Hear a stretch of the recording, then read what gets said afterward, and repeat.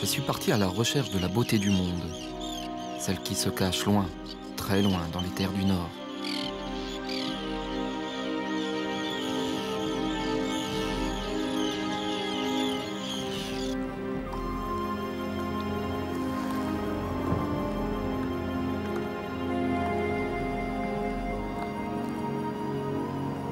Gilles El-Kaïm a tracé dans son expédition Arctica un itinéraire de 12 000 km le long du littoral de l'océan glacial, depuis l'Atlantique jusqu'au Pacifique.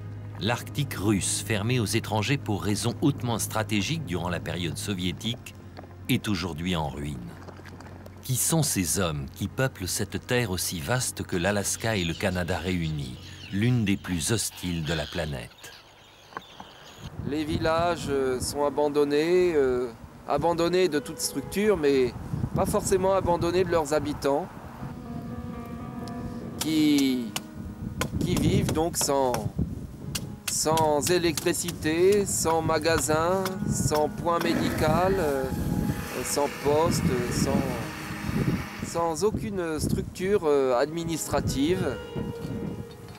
L'écroulement de l'Union soviétique en 1991 et les violents bouleversements qui en ont découlé n'ont pas apporté les changements escomptés. Incapables de s'adapter au néolibéralisme et confrontés à une corruption généralisée, les peuples du Grand Nord se sont retrouvés totalement voués à eux-mêmes.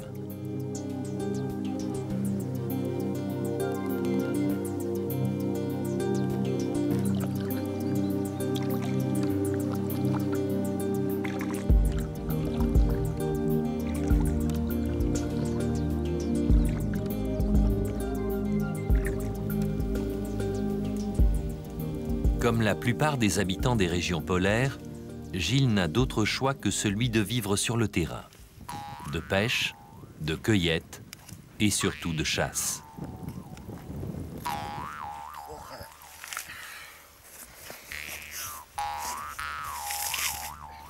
Au contact des populations autochtones, Gilles apprend les gestes et les techniques développées par des générations de chasseurs.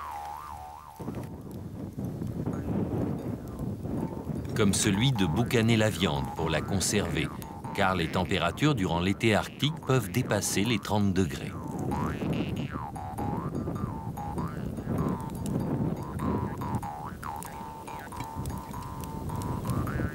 Il ne m'a pas fallu beaucoup de temps pour trouver mon dîner. J'ai dû faire la cueillette des champignons. Alors là, j'ai un beau spécimen, hein, il est superbe.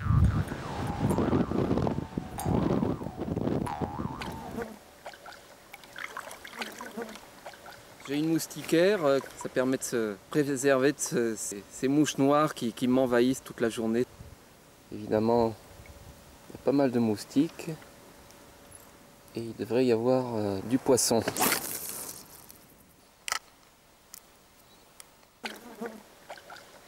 Et voilà, un super bon arctique qui va faire mon repas de ce soir. C'est marécageux. Il est d'ailleurs assez rare que je puisse poser le pied sur la rive. La plupart du temps, je suis cloîtré dans mon kayak pendant les 7 à 8 heures de navigation quotidienne jusqu'à atteindre un emplacement pour mon bivouac. C'est pas toujours évident.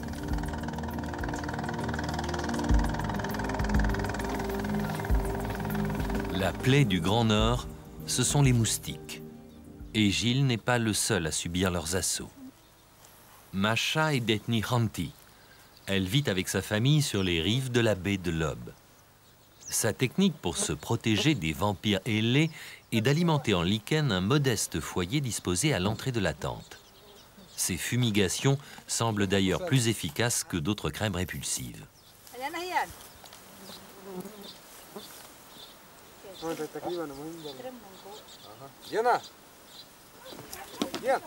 Les Khanty, autrefois nommés Ostiaks par les colons russes, ont des faciès européens. Leur langue du groupe finno-ougrien s'apparente au hongrois, au finlandais, au lapon, au nénètse. Ils sont aujourd'hui 22 000 à peupler le versant oriental de l'Oural.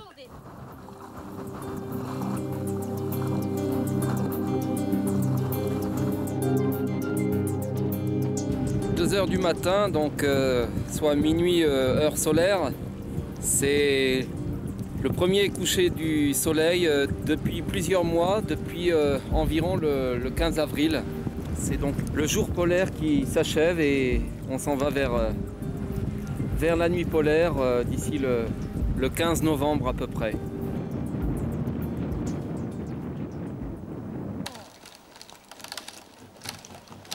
Niès est un petit village de l'Arctique européen situé juste sur le cercle polaire.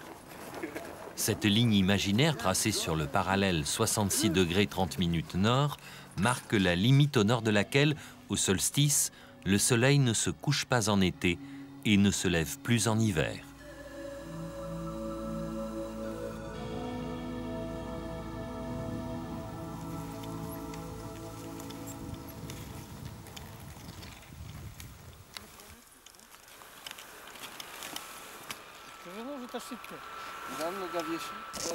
Le moyen de locomotion hivernale des habitants du nord de la Russie est le Buran, motoneige à monoski, ou bien encore le véhicule chenillé dérivé des chars de l'armée soviétique.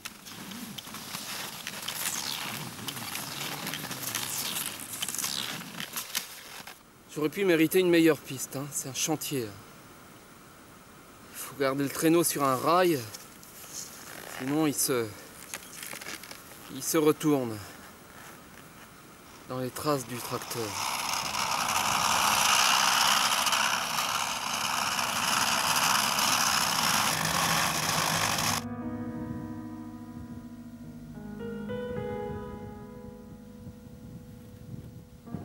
Partout où je suis passé, c'est ainsi, les villages ferment, les gens ne savent pas où aller, restent ici évidemment, c'est leur terre, leur village, ils sont nés ici. C'est très difficile pour eux, ces pêcheurs qui vivent complètement isolés dans leur toundra.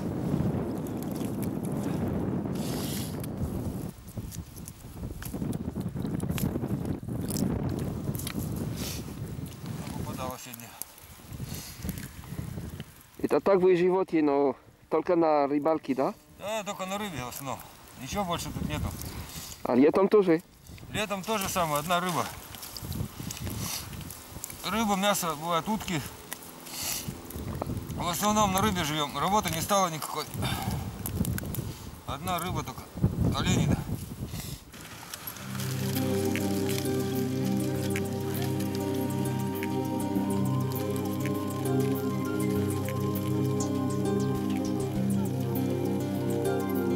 Si les rencontres sont rares dans le désert polaire, elles sont souvent exceptionnelles. La petite cabane de Sergueï est située à 200 km du premier village. Quelle étrange existence vit le vieil homme, à la fois gai dans l'ivresse et tragique dans l'abandon de soi. Et quel parcours pour cet homme arrivé dans le Nord à la grande époque du développement industriel de la Sibérie.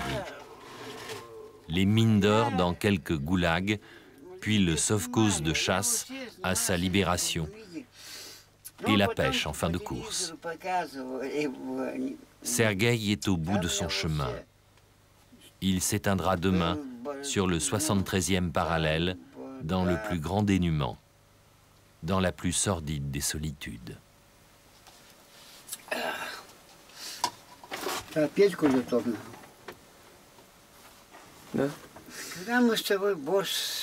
Я пойду.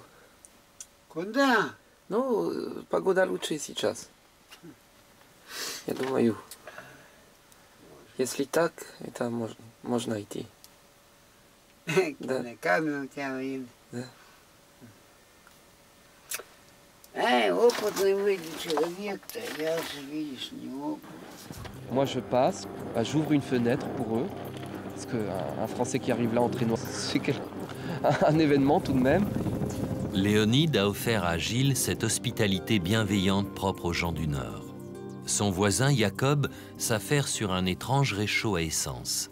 Il s'agit en fait d'un chalumeau qui crache sa flamme vers un brûleur artisanal. Nul doute que le repas cuit rapidement. Il est d'ailleurs fortement conseillé de ne pas oublier le plat sur le feu, car sinon, c'est la casserole qui fond.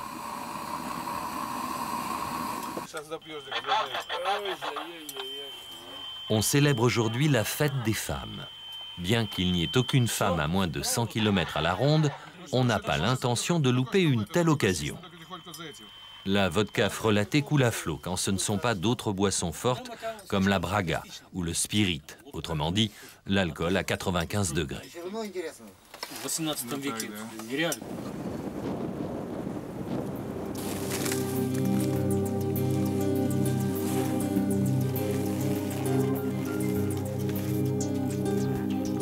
Gilles médite souvent sur l'utilité de haler un traîneau dans le désert polaire. Mais chaque rencontre vient le conforter dans son entreprise. Il fait escale pour la nuit à la station du Cap Konstantinovski.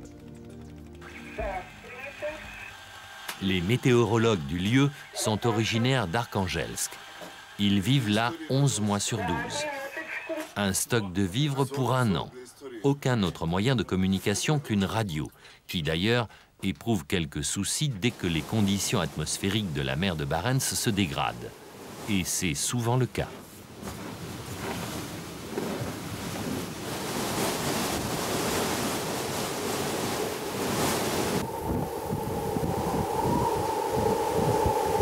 À 5000 km de là, en Yakoutie, Gilles atteint au terme de 2 années de voyage la base météo de Tixi. Il y a le centre de Tixi qui gère tout un système de base météo et qui va donc compiler toutes ces mesures et les renvoyer à Moscou. Mais c'est très archaïque. Ils ne sont pas là pour garder les locaux, non, non, ils travaillent. Toutes les 3 heures, il faut aller prendre la température de l'eau, la température de l'air au niveau du sol, la température de l'air à une altitude précise, bon, la vitesse, la direction du vent et toutes sortes d'autres paramètres. Ce sont en général des équipes de 3, 4, voire 10, ça dépend.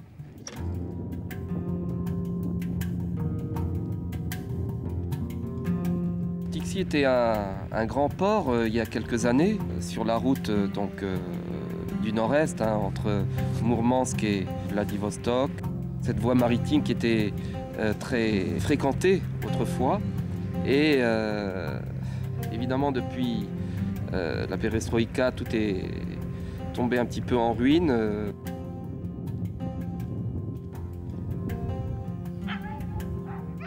Le centre va fournir les produits de première nécessité, donc le sucre, la farine, le thé, quelques conserves. Dans l'équipe, il y a toujours un ou 2 météorologues qui partent à la chasse ou à la pêche.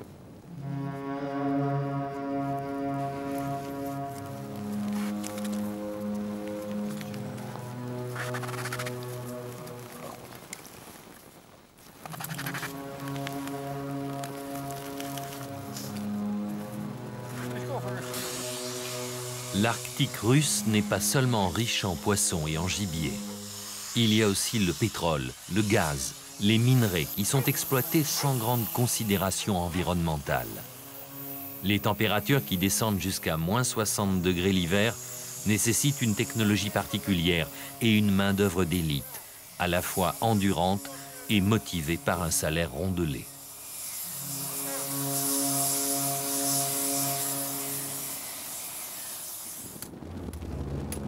Lorsqu'on n'a pas la chance d'obtenir un tel emploi, on doit se faire chasseur de rennes ou pêcheur. Au cœur de la toundra hivernale, il faut tout le savoir ancestral du Yakoute pour traquer l'animal.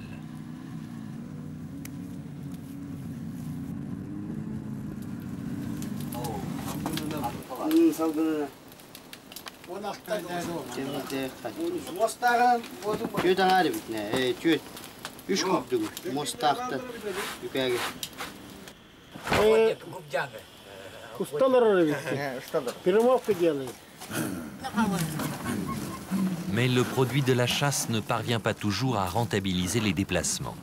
Car même si le sous-sol regorge de pétrole, l'essence est une denrée rare et donc chère. Certains estiment d'ailleurs qu'il n'y a rien de plus économique qu'un traîneau à chien.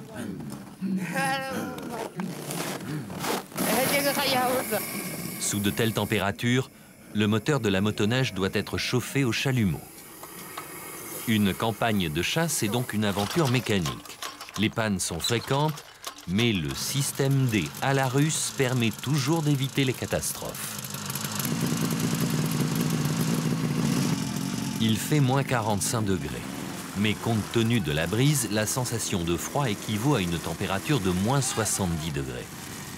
Seul un équipement vestimentaire en fourrure de renne permet de se protéger convenablement de la morsure du gel.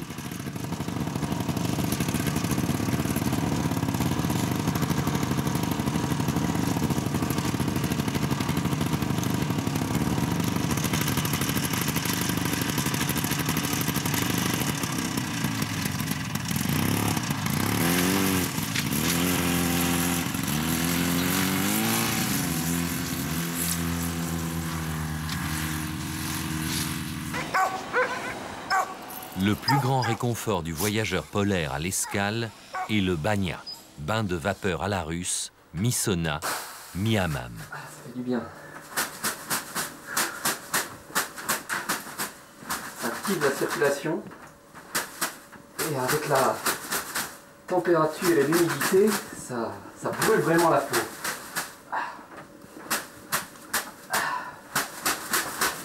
C'est la douche.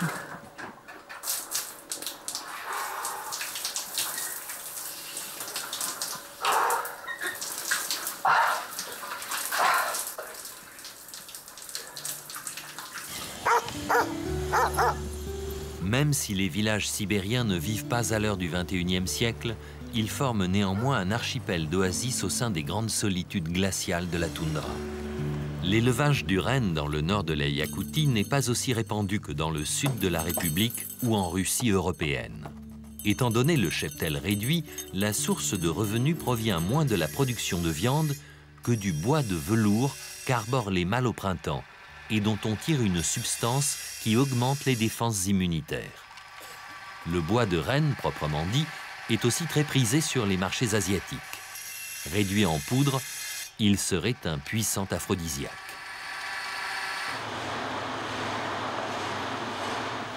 Autre gagne-pain non négligeable dans la toundra, le mammouth. Ces défenses font l'objet d'un fructueux commerce, même si la réglementation en vigueur interdit une telle activité.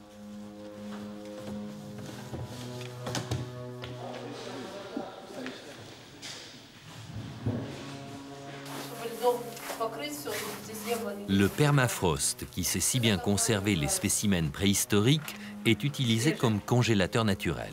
Véritable mine où règne une température constante de moins 25 degrés, été comme hiver.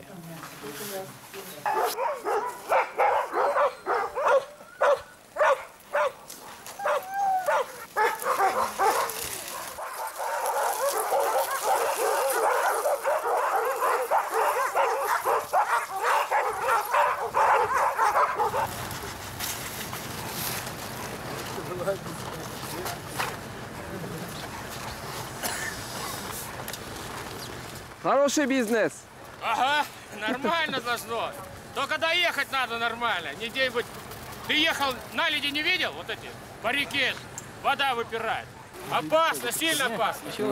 Там две машины замерзшие стоят прям в воде. Там? Ой. А ваша нормаль, да? А? Ваша машина пришла. А мы вот кое-как доехали. Повезло, пронесло. Товар плохо берут. Денег давай. Денег. А денег мало у нас. Я Илья с Казахстана. Приехал 30 лет тому назад. За романтикой. Но пришлось теперь оставаться до самой гробовой доски.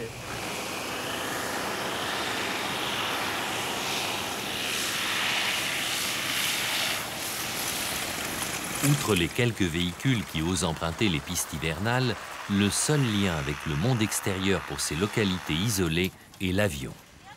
Aussi aléatoire et imprévu qu'il soit, on l'attend toujours avec impatience.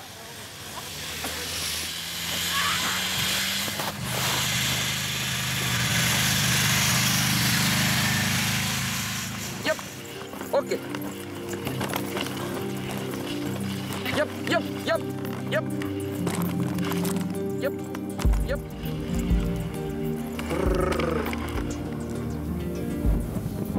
L'accueil sibérien ne se dément jamais. Malgré leur dénuement, les chasseurs de Tchornaïa ont ficelé un renne entier sur le traîneau de Gilles.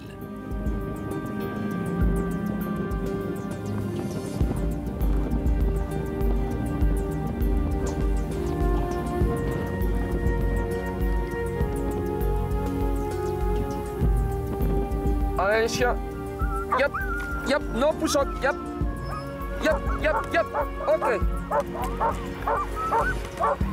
Ok. J, J, J. J. Les Nganasan sont avec les Dolgan les habitants de la péninsule de Taïmyr. Il ne reste plus aujourd'hui que 1300 individus répartis sur quelques villages. Autant dire que l'avenir du peuple Nganasan est fortement compromis.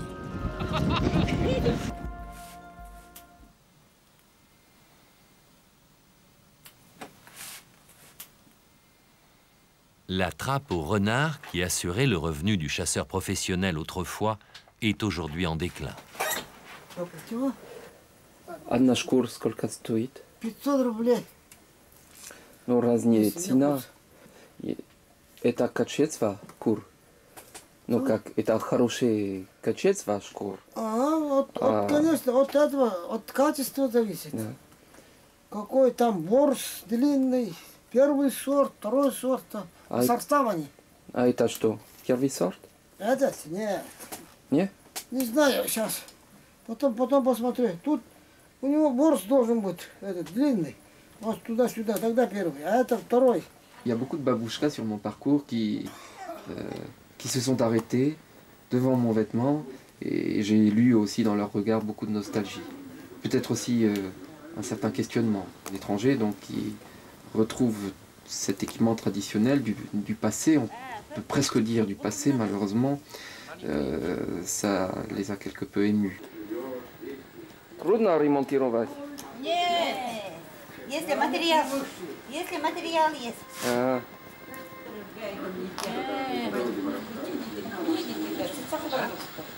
Это капуста. А эта штука вы сам приносили? Это сами принесли. Вот остаток еще. Да. Это мама. Ну и что? Зато красиво, да? Красиво, да? Ну. Это долганский, да? Ну, Долганский парк. А у меня нет всей одежды. Ага, знаем, видим.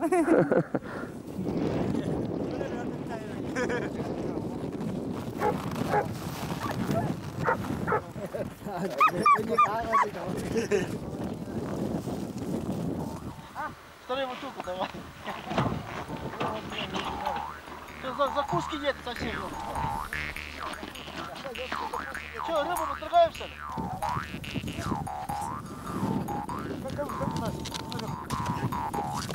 Жуль, давай кушай рыбу.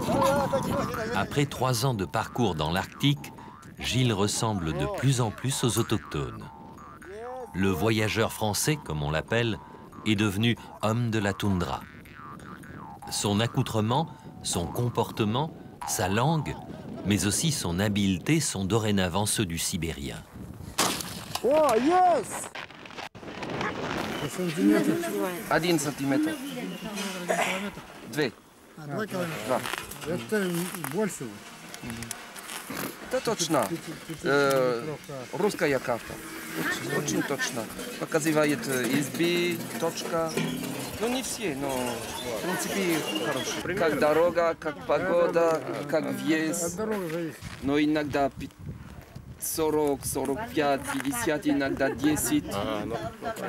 Но в средине 25, 30. Ну, короче, вы не торопитесь, да? Потихонечку. Но когда идти далеко, нужно идти потихоньку.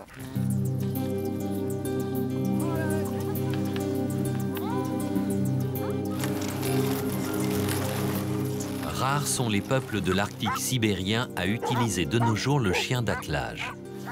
La pénurie généralisée qui a frappé le Grand Nord depuis la perestroïka a contraint de nombreux tchoukts de la côte à délaisser la motoneige au profit du traîneau à chien, qui, malgré les progrès technologiques, reste le mode de transport le plus fiable sur la banquise.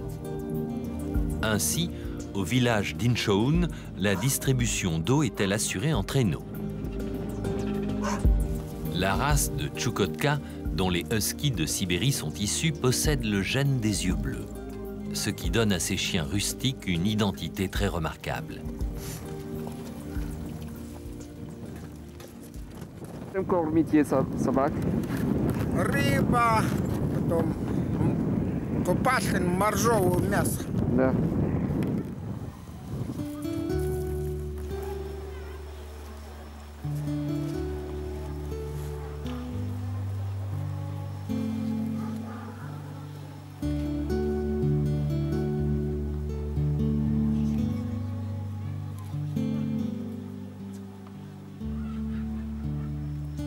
Pendant 4 années, j'ai tracé une douce caresse dans le silence de la planète blanche.